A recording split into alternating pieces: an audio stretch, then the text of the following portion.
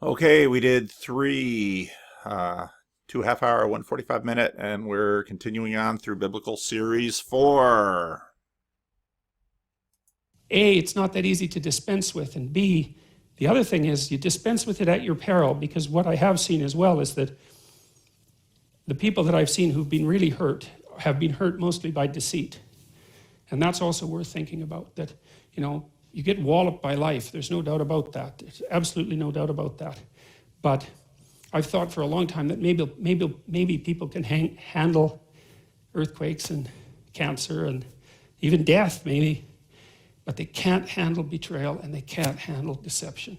They can't handle having the rug pulled out from underneath them by people that they love and trust. That just does them in. It makes them ill, but it hurts them, psychophysiologically. It damages them. But more than that, it makes them cynical and bitter and vicious and resentful. And in other words, the hurting that it does in them, hurting your body is one thing. Hurting the core of who you are makes them bitter, cynical, resentful. That's even worse. So which layer, the physical layer, which layer is really the foundational layer? And then they also start to act all that out in the world, and that makes it worse. So the story starts, God uses the spoken truth to create being that is good. And then the cataclysm occurs. And then human beings spend untold millennia trying to sort out exactly what to do about the fact that they've become self-conscious. And, by the way, we have, right? We are, in fact, self-conscious. No other animal has that distinction.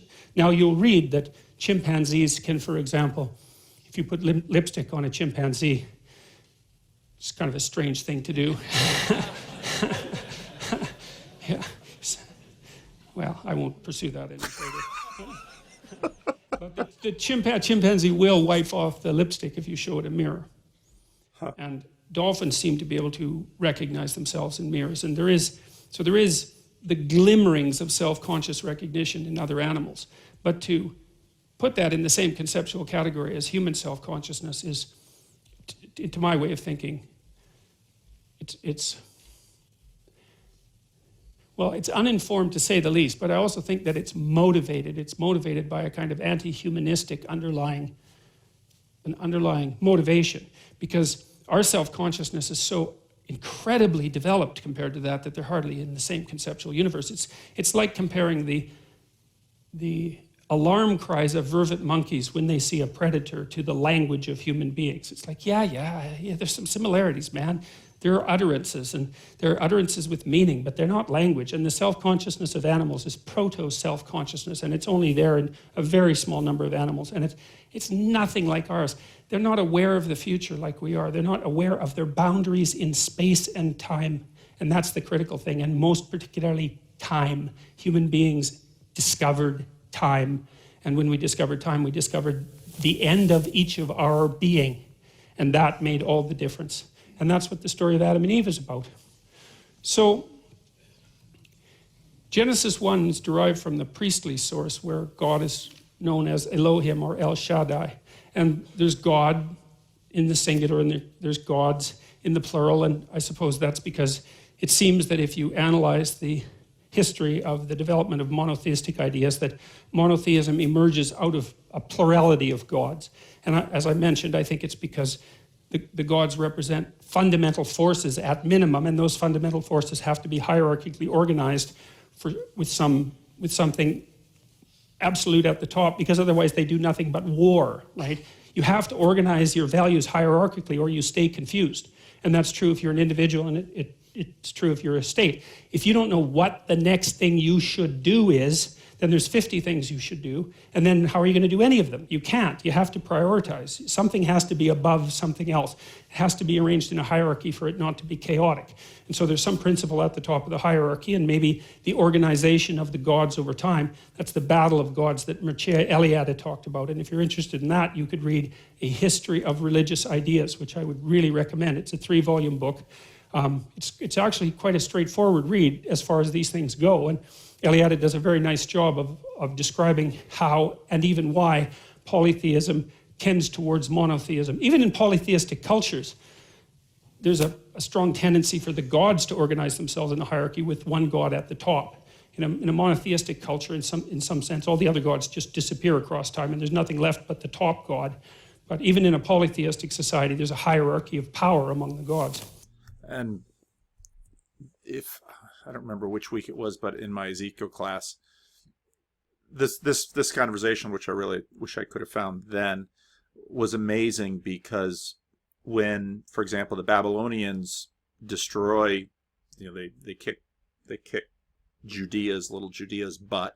They take exiles up, and Ezekiel's part of those exiles, and then the Lord basically tells Ezekiel that Babylon is going to come down and they're going to destroy Jerusalem, and they're going to destroy the temple. Which, if you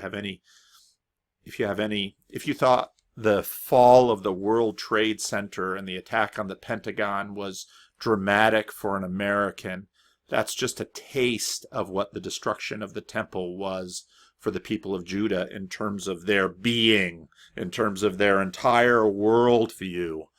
And you would expect in that situation that the Jews, the people of Judea, the southern kingdom, would, along with everyone else, say, okay, well, Marduk and the gods of Babylon are clearly superior to the gods of us, and therefore we will incorporate our gods into their gods, and we'll give deference to the public god. This is what the book of Daniel is about.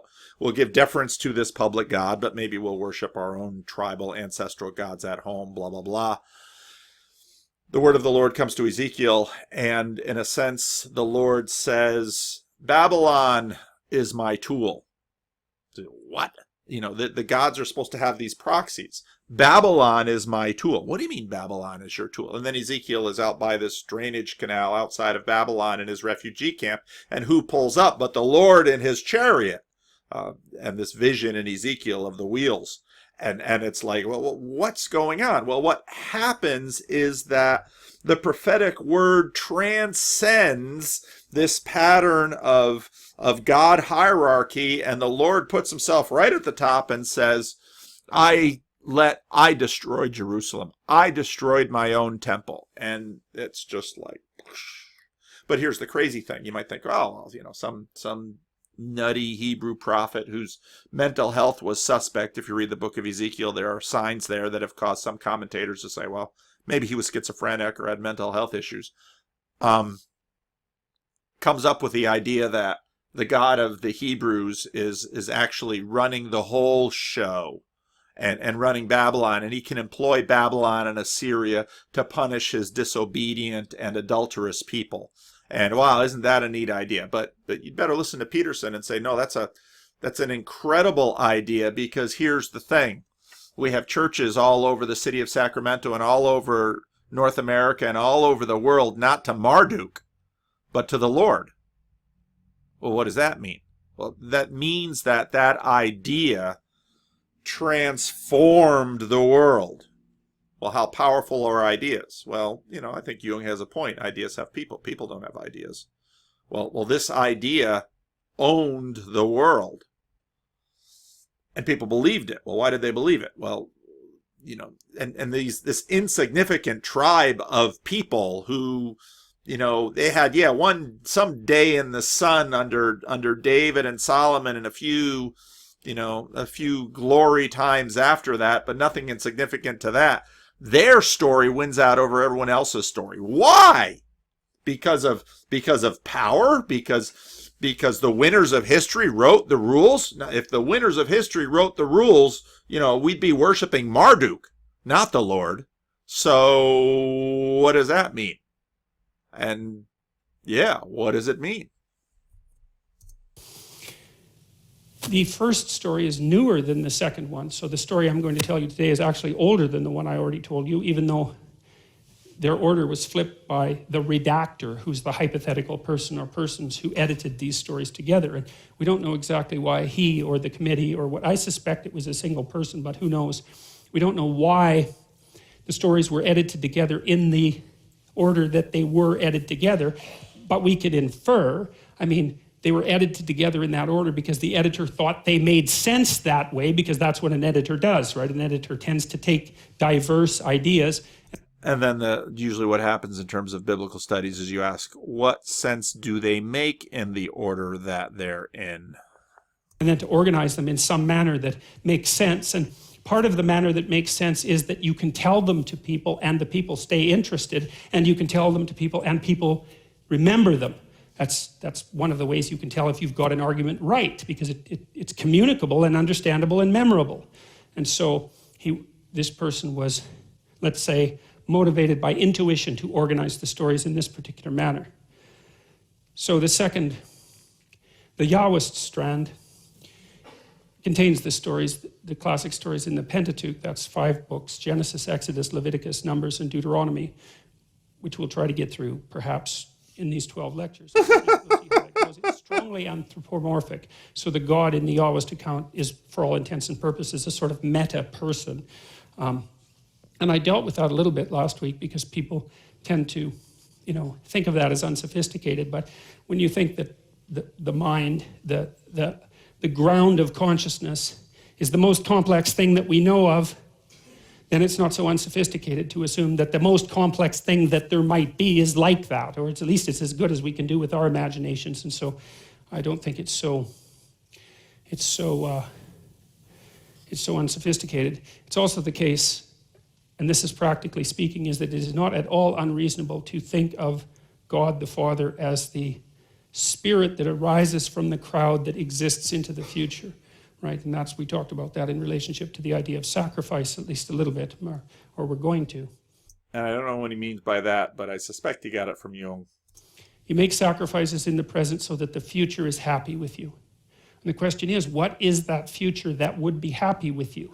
And the answer to that is, it's the spirit of humanity. That's who you're negotiating with, because you make the assumption that if you forego impulsive pleasure and get your medical degree, that when you're done in 10 years and you're a physician, humanity as such will honor your sacrifice and commitment and open the doors to you, right? So you're treating the future as if it's a single being, and you're also treating it as if it's something like a compassionate judge. You're acting that out. And maybe we had to imagine God in that form before we could understand. Once we started to understand that there was a future, perhaps we had to imagine God in that form in order to concretize something that we could bargain with, so that we could figure out how to use sacrifice to figure out how to guide ourselves into the future. Because a sacrifice is a contract with the future, but it's not a contract with any particular person. It's a contract with the spirit of humanity as such. It's something like that. And I'm going to have to think a lot more about that idea. And again, this gets into Peterson's backstory for the Bible and how he understands it to be. It's an interesting point that he makes. I'm not quite sure what I think about it yet. And so when you think about it that way, that should make you faint with amazement, because that is such a bloody amazing idea. To come up with that idea that you can bargain with the future, that is some idea, man. And again, his bargain with the future idea, I think, is really interesting, and something that I had never thought of. But again, here back in terms of the premise where I began the Biblical Series 4 commentary, why is the effect Peterson is having on people that they want to learn more of the Bible? Because Peterson is saying things like the Bible is full of brilliance. And instead of hearing things like, well, the Bible is an old book, and we all know that older cell phones are not as good as newer cell phones, and therefore, old history, old textbooks aren't as full of newer information is always better than older information. It's this chronological snobbery that C.S. Lewis talks about.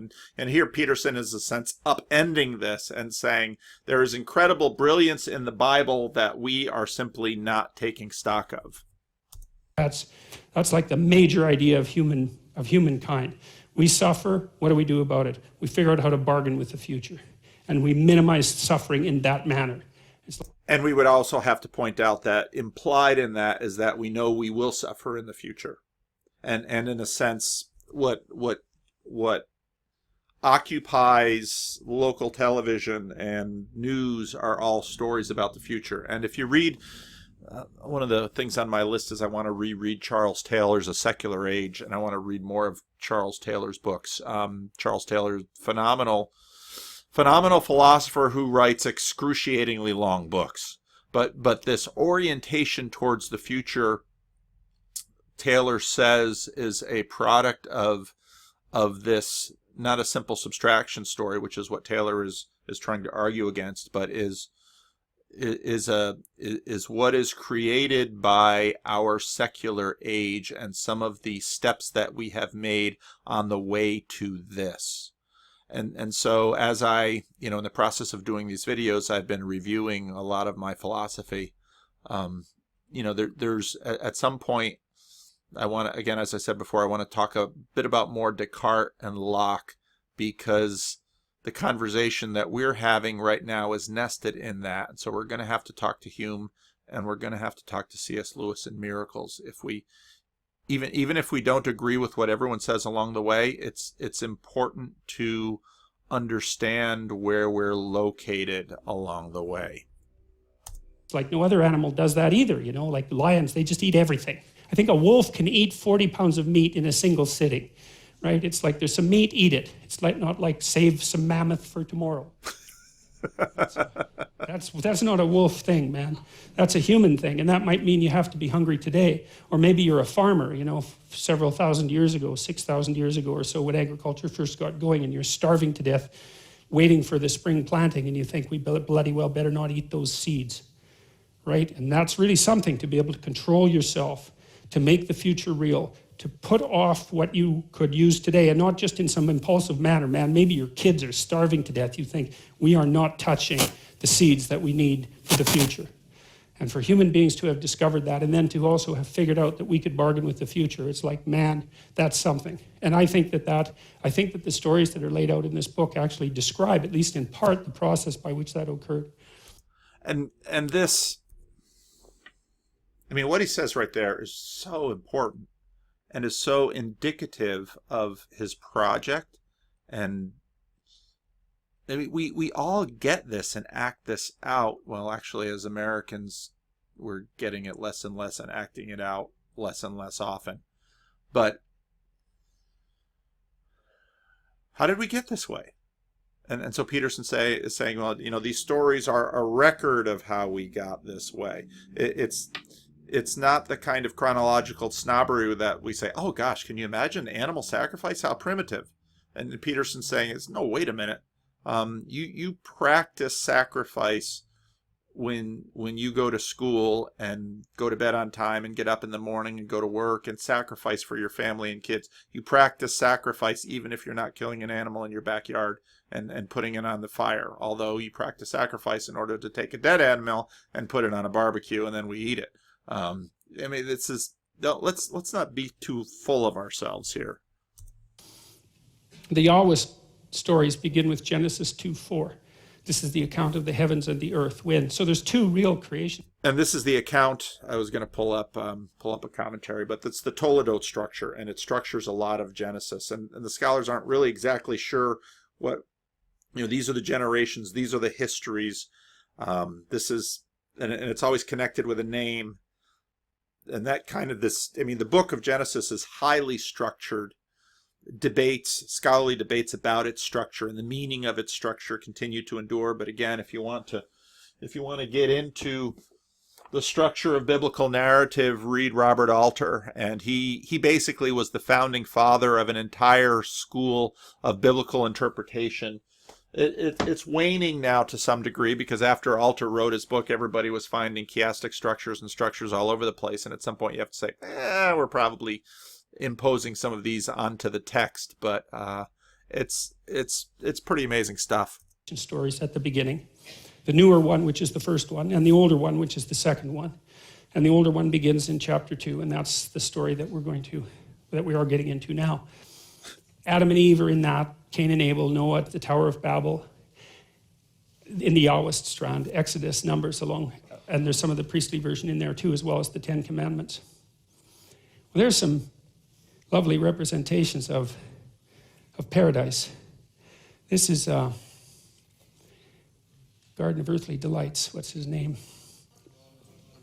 say that, Bosch, Hieronymus yes, Bosch. Hieronymus Bosch, yes, a crazy, I mean, how he didn't get burnt at the stake is absolutely beyond me. I mean, some of you know about Salvador Dali, I suppose most of you do. I mean, Dali's a piker compared to Hieronymus Bosch, man. You could spend, because there's 3 pieces of this particular painting, you could spend a very bizarre and surreal month looking at that painting. I don't know what it was with Bosch, but he was some sort of creature that only popped up once and probably.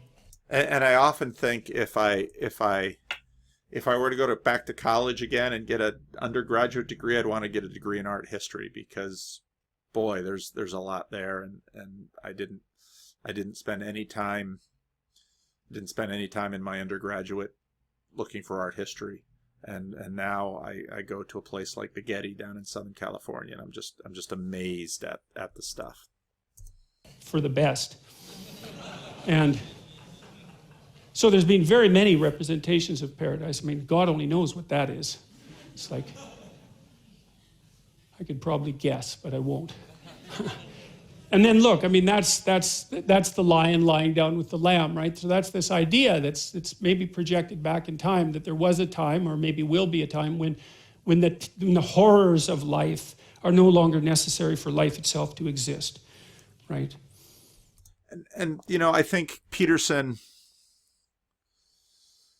if you buy into his ontology to a degree, you can understand without self-consciousness what paradise was. And I've lectured, a friend of mine often has me come and talk about the Bible and Christianity in a secular classroom environment. And when you read, and so I've talked through this story in Genesis 2 many times. When you read the story, you get the sense of the innocence of the man and the woman. They're it's childlike. They're naked, and Peterson will get into some of these things. And so, I probably wouldn't have had so much respect for his understandings of self-consciousness if, in fact, I hadn't been reading and rereading Genesis 2 and 3 over and over and over again. And each time reading it, understanding at a deeper level what the story is saying about this prelapsarian couple. And they're like children. They're innocent, and what it means to realize that you're naked. I mean, like Peterson said earlier, this story is so packed. It is you can just keep studying and see more and more, and not just in the English language, but in Hebrew. And if you look up on my shelf, my commentary section is almost an entire shelf, and on Genesis alone, because man, and there's a reason he spent 15 lectures and spent it all in Genesis, and even when he knew he wanted to get done, he had to zip over some things, because you could spend a lifetime just studying the book of Genesis and you won't get bored. You won't get to the bottom of it. The book is that good. And the horrors of life are, of course, that everything eats everything else, and that everything dies, and that everything's born, and that the whole bloody place is a charnel house, and it's a catastrophe from beginning to end. And this is the vision of it being other than that. And there's a strong idea. This was also implicit in the alchemical ideas, and I think it's also implicit in the scientific revolution, that human beings can interact with reality in such a way so that the tragic and evil elements of it can be mitigated, and so that we can move somewhat closer to a state that might be characterized, well, that's obviously imagistic, but it might be characterized by something like that, where we have the benefits of actual existence without all of the catastrophe that seems to go along with it. And Carl Jung, when he wrote about the emergence of alchemy, or the emergence of science from alchemy, he thought of science as being motivated by a dream, because for Jung, the dream was the manifestation of the instincts. It was the boundary between the instincts and thinking. He said, well, science is nested inside a dream. And the dream is that if we investigated the structures of material reality with sufficient attention and truth, that we could then learn enough about material reality to alleviate suffering, right? To produce the philosopher's stone, to make everybody wealthy, to make everybody healthy, to make everyone live as long as they wanted to live, or perhaps forever. That's the goal, to alleviate the catastrophe of existence. And that idea, the idea that mysteries, the solution to the mysteries of life that might enable us to develop such a substance, or let's say a multitude of substances, provided the motive force for the development of science. And Jung traced the development of that motive force really over 1,000 years. And if you're interested in reading his books on alchemy, which are extraordinarily difficult, and that's really saying something about Jung, because all of his books are difficult, and then the books on alchemy, they kind of take a quantum leap. That's actually a very small leap, so I shouldn't say that. They take a massive leap into a whole different dimension of complexity, but that's what he was trying to get at. He went back into the alchemical texts and interpreted them as if they were the dream on which science was founded. And Newton was an alchemist, by the way. I mean, Jung's hypotheses are certainly well supported by the historical facts. Science did emerge out of alchemy. The question is, what were the alchemists up to? And they were trying to produce the philosopher's stone, and that was the universal medicament for mankind's pathology. Jung... And I, this I think is something, when Peterson talks this way, people criticize him, but I think, well, let's look at our own biases. Where did science arise from? Look at people, Newtonian mechanics. We look at it, and every physics student in the world learns Newtonian mechanics, but Newton's religion, which he wrote a ton about, well, what do you think of that? Science coming out of alchemy. You see, C.S. Lewis again, who I think for me is one of my favorite conversation partners when it comes to Peterson, and I think will be for Jung too, is helpful here, because C.S. Lewis helps understand what magic is, and in a sense where magic comes from. And it's interesting how magic plays a role in Lewis, and then Tolkien, and obviously later in Harry Potter. And what is magic? What are we trying to do? And if you go back in my sermons, there was a while when I would talk about the fact, just try to expose the fact that part of how we live in this world is that we imagine if we had more power and money and time, we could fix everything. That is such a biased, shallow idea, because we're not using our power, money, and time to fix things now. How are we using our power, money, and time? And so often it's our fixes that poison the world. You look at right now I thought the Rubin report that had the Weinstein brothers and Brett Weinstein talking about global warming.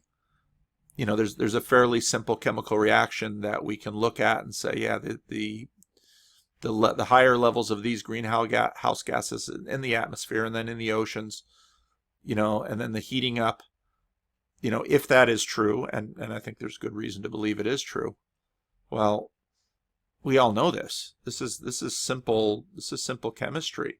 And well, why did we get into burning hydrocarbons? Well, because we decimated the whales. And whale oil is getting expensive, so kerosene, well, we could use kerosene, and then my goodness, we can use this for all kinds of things. And my goodness, we can have horseless carriages that won't have all kinds of horse crap all over the road, and on and on and on we go. And each time we create something new, we don't realize what we're creating. And one of my favorite parts in one of Peterson's courses when he talks about the automobile. Well, what is the automobile? It's a way to get from point A to point B. Or is it a thing that reorganizes all of human life and adjusts the chemical composition of our atmosphere and our oceans? So how good are we at masters of the universe? And that Dave Rubin report with the conversation between the Weinstein brothers, that was a scary one, and it's sober, and one of the things, again, C.S. Lewis is such a good companion on this, because if you look up the C.S. Lewis doodle about the what does it mean to live in an atomic age? And C.S. Lewis just calls our bluff and says, well, what kind of age did you think we were living in? What kind of world did you think we were living in? Just because now we have the power to blow up the world, does that mean that somehow you didn't believe that the world wasn't going to end?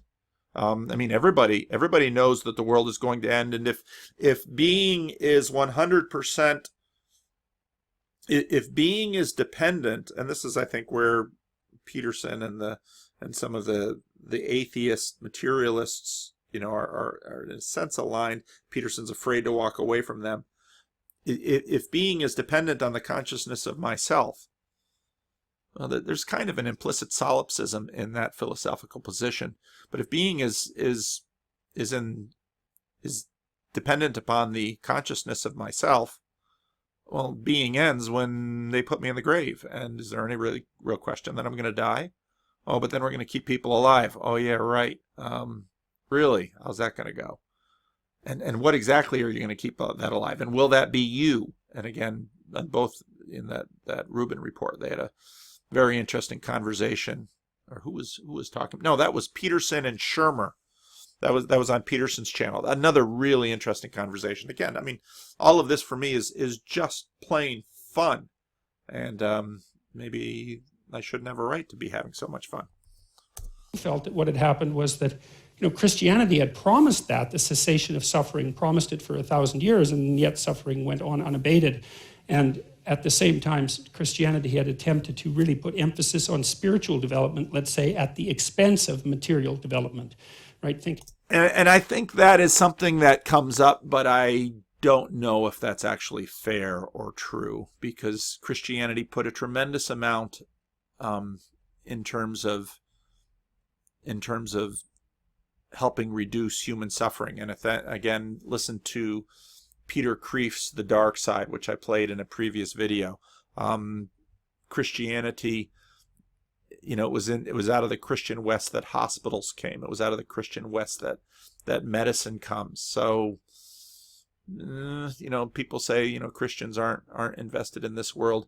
I think it's a little bit later when we get into dispensational theology, and when the traditional beliefs of Orthodox, Catholic, Lutheran, Calvinist, even Anabaptists can get a little Gnostic.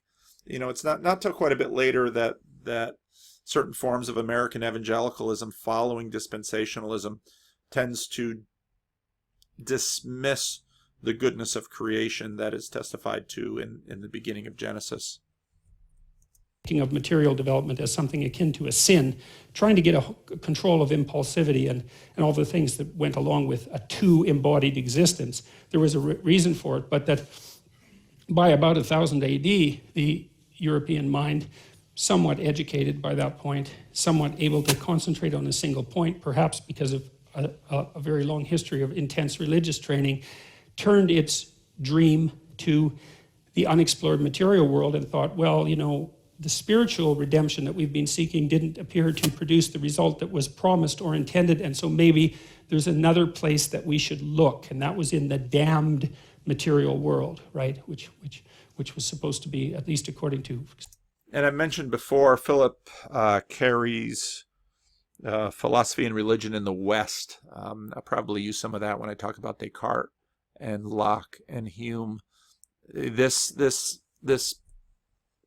progression in philosophy is an important piece of the conversation that Peterson, I don't know, is giving sufficient treatment to in that little narrative he just gave. Some elements of classic thinking, nothing but the creation of the devil. So, but the point I'm making is that, it's very difficult to underestimate the amount of human motivation that's embedded in the attempt to alleviate suffering, to eradicate disease, to help people live a healthy life, and well, that's the disease, obviously, but to live a long life as well, and to make things as peaceful as possible. I mean, you can be cynical about people, and you can talk about them as motivated by power and being corrupt and all of those things are true, but you shouldn't throw away the baby with the bathwater, because we have been striving for a very long time to set things right, and we've done actually not too bad a job of it for half-starving, crazy, insect-ridden chimpanzees with lifespans of 50 to 70 years.